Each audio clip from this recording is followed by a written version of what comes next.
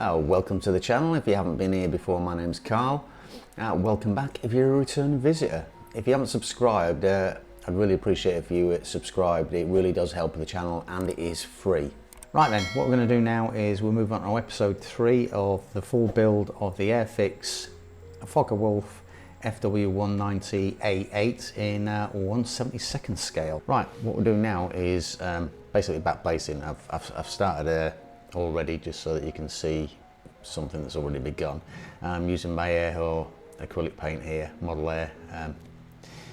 I thought I'd use the white because what I want to do is create a big contrast between the black and the light colour that I'm going to use. Last time, if I remember rightly, I tried each of the colours that I was going to be painting over the top, but this time I thought I'd just use the white.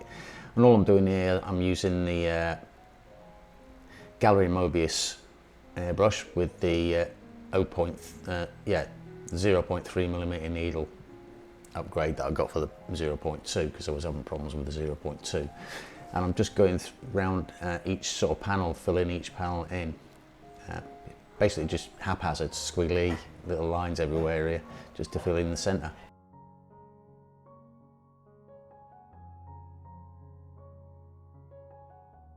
I still get some splashes, and it don't really matter actually with this because you can go over it again and you can easily sort of like disguise those little splotches, and that's just like, I mean, my technique with the airbrush still isn't brilliant, but I'm gaining more experience. And as you can see, I finished the whole of the model, but I went over it again because I wanted it to be a bit more opaque. And what I did do while I was doing this, a couple of the panels you can see probably stand out more than others because I wanted lots of variation. So this is one thing that you can do, is like sort of, you can vary how much you do this.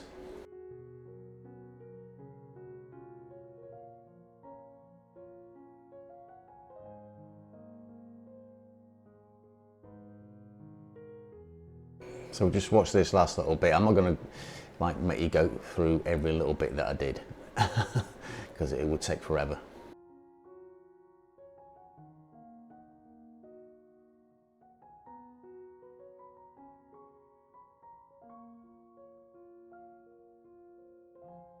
So as you can see there's a couple of panels that stand out more than others, which is sort of the effects I was after.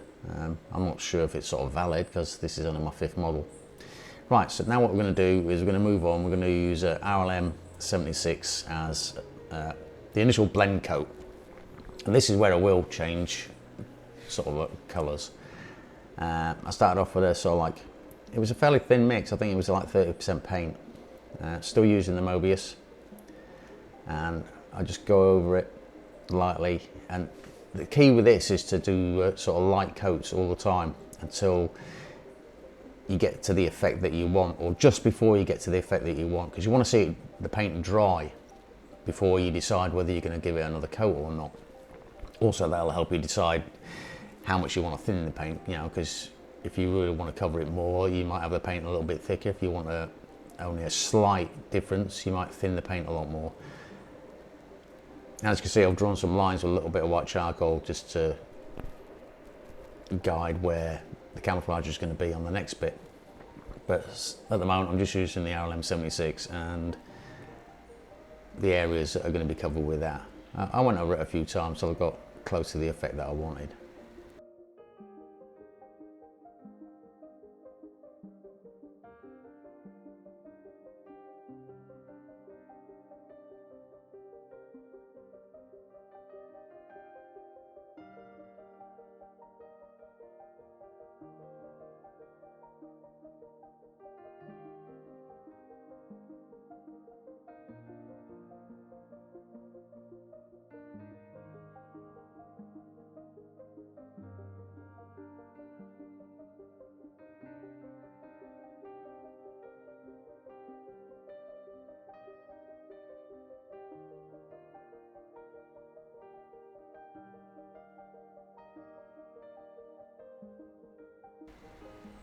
This was another pass over just to strengthen the blending coat. But as you can see, it's covering quite well now, but you begin to see just a more of a subtle variation rather than actually seeing the black basing completely underneath.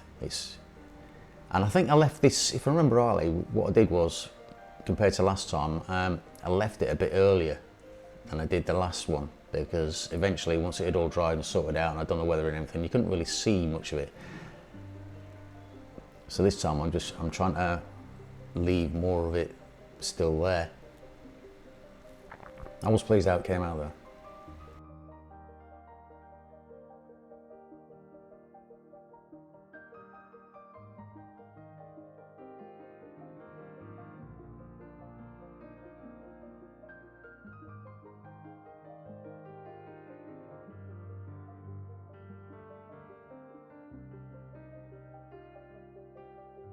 Right, now I'm just doing the little exhaust here. Instead of doing it black, like I said, I did sort of like a black grey. I thought the black was a little bit too stark. Right, now I'm sort of moving on to the camo. I'm doing it freehand. I've used the a little bit of sort of white charcoal just to delineate the separation between them. And I'm starting off with the RLM 74, which is the grey-green. The reason I started off with the grey-green one rather than the 75, I think it is. Let's have a look. Yeah, the RLM 75, which is the violet grey, is because I want to use the 75 for the mottling as well, so it's easier to just keep it, not change colours all over again. But same sort of thing we're doing here. We're now putting down light coats first and just building up the opacity until it gets to the sort of level that we want to see.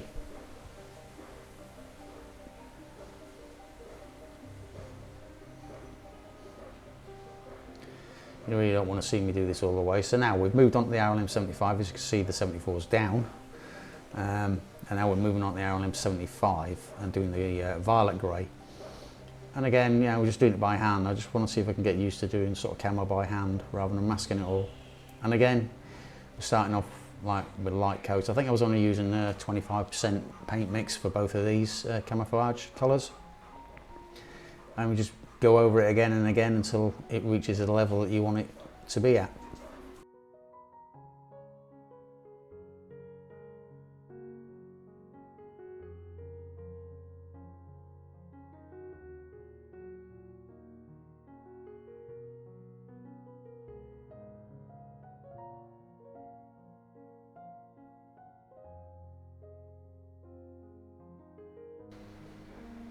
As you can see, I'm just building up the opacity bit by bit on this wing at the moment.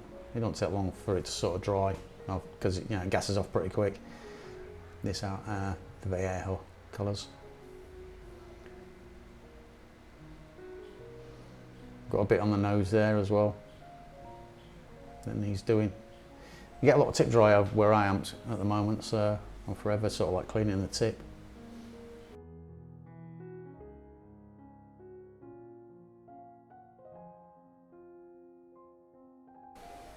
And now what I'm doing is I'm carrying on doing a bit of mottling while I'm on this side as well. So getting used to this airbrush as well. It's a lot more precise than the one I was using before, because you can actually predict when it's going to start delivering the paint. The problem with the CS36 from the kit I had before was you can never tell where you actually started delivering paint on where you pull the trigger back. With the Mobius, you can pretty much guarantee it's always in the near enough the same spot every time. So that's what made the mottling a little bit easier this time, and it went on quite well. I was really pleased with how the mottling came on.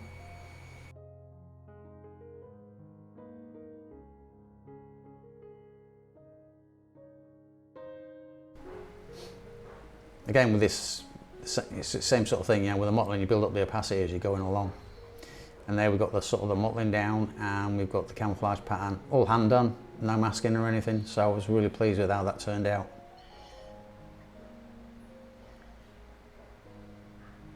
And the good thing is I can see at the moment is you can actually see the black basing showing through. So now what I'm doing is I'm putting the gloss coat down, ready for decaling. I changed the gloss coat that I used before. I used to use the Vallejo gloss coat, and this time I'm using the Alclad, the Aqua Gloss. I'm not that much of a fan of it, actually, to tell you the truth. A lot of people rave about it, but I didn't get what I was hoping for. So once that had done, then we started moving on the decals, and I bought these little bloody synthetic brushes just because I thought it'd be great for doing this, and actually they were useless. And this one I had a huge amount of trouble with. It took me ages to sort this decal out. In the end, I thought I'd actually completely destroyed it, and I was just going to have to try and find another decal from somewhere or bin the kit. Actually, it got to a point where I was getting so frustrated with this. But what I did was I persevered, kept putting some microsect down there to keep it liquid so I could move stuff down, getting the brush underneath. I ended up turning it into near enough a ball at one point, and I was, if you heard the audio that was going along while I was trying to do this simple decal, it would probably have made you blush. Look at it there, it just almost destroyed it. But I persevered, and I did get it down. Eventually I separated it all, managed to get it down. I just took my time. I was gentle. It looks a lot rougher than I was actually doing it. So I gained some more microsect there. I got it all straightened out, and then I finally managed to get it to lay down. This took so long to do. I was flaming.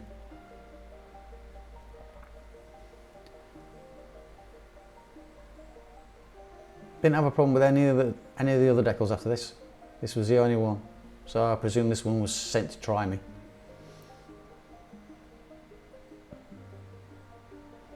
And there you go, finally in position. Just about, I can't stop fiddling. Right, now we've done that, we're moving on to the side. I am actually pleased how it's looking at the moment, considering all the trouble I've had with this kit so far. It's beginning to look a lot nicer than I expected, to tell you the truth.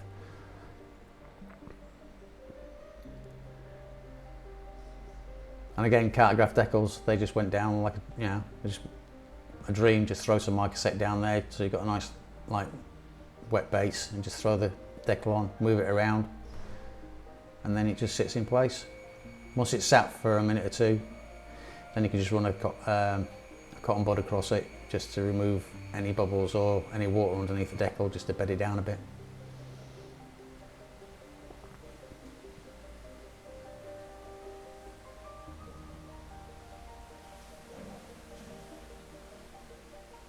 Yeah, it's all coming in nice and simple. I am pleased with how this is beginning to look though. I thought I was going to have trouble with this one, but it sort of eventually went down alright. This is more down to me than it is a decal. It's like, there you see. Bit of microsect underneath, microsect underneath there, just give it enough liquid just for it to open out again, without me having to actually do anything. But it went into place beautifully. Right, now the underneath ones. Funny enough, I used actually every decal in the decal sheet, so even one that I couldn't, when I actually put it on, I couldn't even see where it was. Once I'd actually put the cotton bud over the top, I couldn't find it again. I knew where it was, but I still couldn't see it. It just looked like a dirty mark.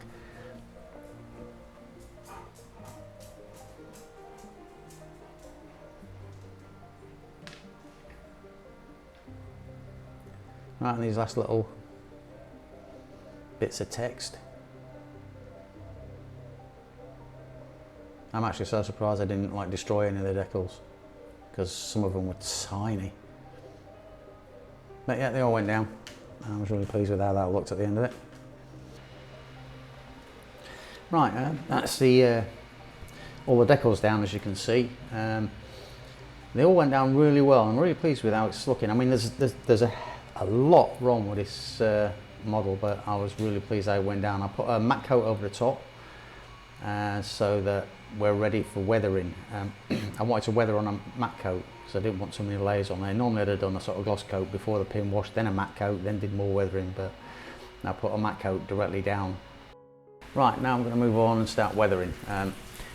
Doing a pin wash first, using just normal artist oil paints with some odourless thinner, and I'm using sort of like burnt umber, with a bit of black in there. I didn't want completely black, I wanted something a bit dirty. And the whole reason that I wanted the matte finish was so that you can see these blooms that I'm getting. I was going to use them a little bit later on as well to create a bit of dirt, sort of like a filter on the edges and stuff like that. You know, I wanted that bit of dirt around there, because what I don't want to do is really heavily weather this one like I did the BF109. So I'm just dropping it in at the panel lines. I'm trying to be neat but not too neat, you know, because I do want some to sort of flow over the edges. Do the same on the bottom. As you can see, just add a little bit too much thinners there, actually, funny enough, but I soon sorted it out. But I just went around the panel lines, just little drops here and there, and basically just sort of covering the model with this little sort of panel wash, or panel line wash.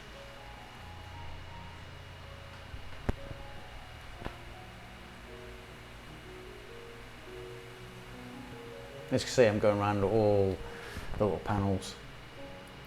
I'm just trying to get it in there a little bit on the undercarriage, around the front as well. Yeah, just little bits where I want little bits of dirt to appear.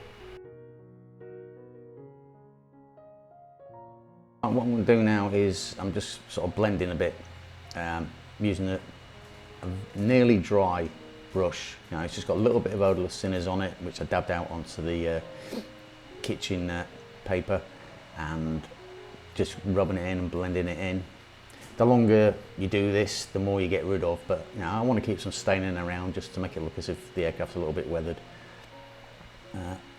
This is a technique I've been watching a lot of people use, so you know, I just thought I'd try it. You can see there, it looks like there's a lot of weathering around the panel lines at the moment, but it is quite easy to blend and sort of remove if you want to. You can go all the way and take it completely off if you want, but I've got a matte finish here, so now it's sort of like blended into the matte finish, so you end up, even if you take like most of it away, you end up with a sort of filter which just looks like there's a bit of grime on the aircraft. I actually quite like this this effect.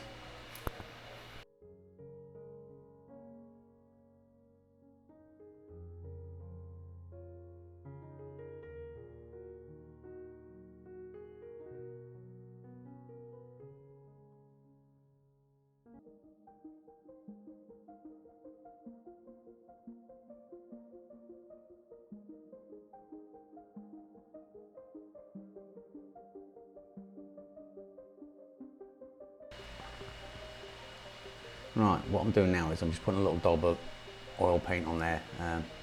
It's near enough black, but not quite. I did put a little bit too much on there, but it is fairly easy to remove. You just need to work at it, and you can get it down to where you want it. The good thing about oils is you can always recover. My camera works a bit rubbish at the moment.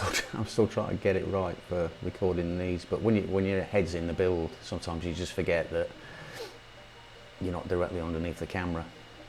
You'll see the work on the port wing in a minute, and you'll see what I'm doing. All I'm doing, like I said, it's the same as before. I'm just using pretty much a clean damp brush, and I'm just removing what I don't want.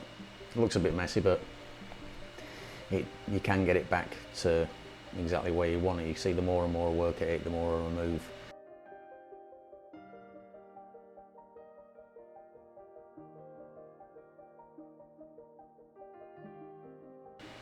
If you find a particularly stubborn bit, you can always add a little bit more odourless thinners there. You know, have a wetter brush, and it'll take quite a lot off in one go. Again, it was meant to just be a little dot on the the drop tank, but oil paint seems to go quite a long way. But you know, you can remove it, so that's the good thing about oils. I'm really enjoying oils at the moment. I managed to get a few more little products that I could use if I wanted to, but I'm sort of getting more and more comfortable with oil paints. So I think I'm going to stick with them for a while. Right, what I'm doing now is I've got a little bit of sponge, and I'm just putting a little bit of chipping in there. Not a lot. I think I'm using aluminium, Vallejo aluminium for this. But it's almost, the sponge itself is almost like completely dry, so you just dip it in the paint, then dab it on the kitchen towel, and then get rid of most of it, and just add little bits of chipping so you're not overdoing it.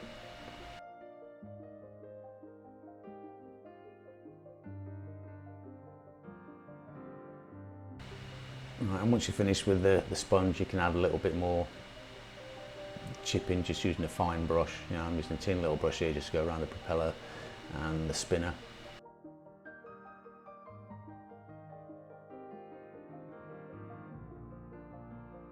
I also add a little bit around where the ladder is. You know, it's hardly noticeable. You can see it on the model if you look close to it, and also around doing it around the engine hatches.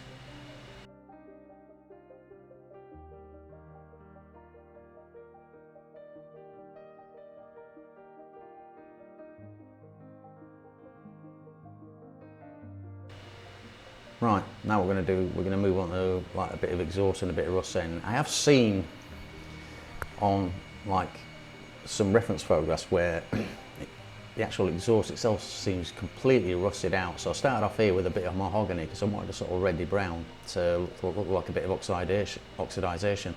And I have seen the smoke trail like this. It turned out a bit heavier than I wanted to, but I have seen a couple of reference photographs that show it like this. What I did after that, this second coat here, I've darkened it right down. It's almost black but not quite. I did a little bit of the same here for like the gun smoke.